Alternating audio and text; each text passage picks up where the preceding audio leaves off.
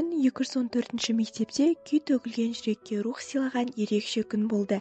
Мектепте ұлттық өнерді дәріптейтін ерекше шара өтті. Домбыра байқауына арналған шараға Наурызбай ауданының мектептері қатысып, әсем күйдің көркін аша түсті.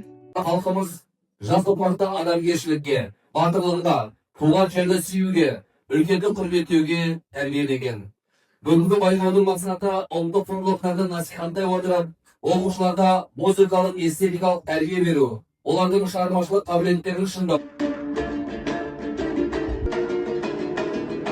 Тәуелсіздік күніне орай өткізіп жатқан тәуелсіз елдің пернесі атты бүгінгі аудандық байқауда әдемі күйшілердің өнерін тамашаладық. 214 мектепте бүгінгі ұйымдастырылған іс-шара өте жоғары деңгейде өтті. Жас өнерпаздарымыздың арасында ұлттық музыкаға деген құрмет, күй тартуға деген өнер құдіретін түсінетін жас өнерпаздарымыздың көп екендігі бізді қуантты. Әрине осы болашақта осындай Қазақстан елінің жақсы өнерпаздары жоғары биіктен көріне берсе екен деген ойдамын.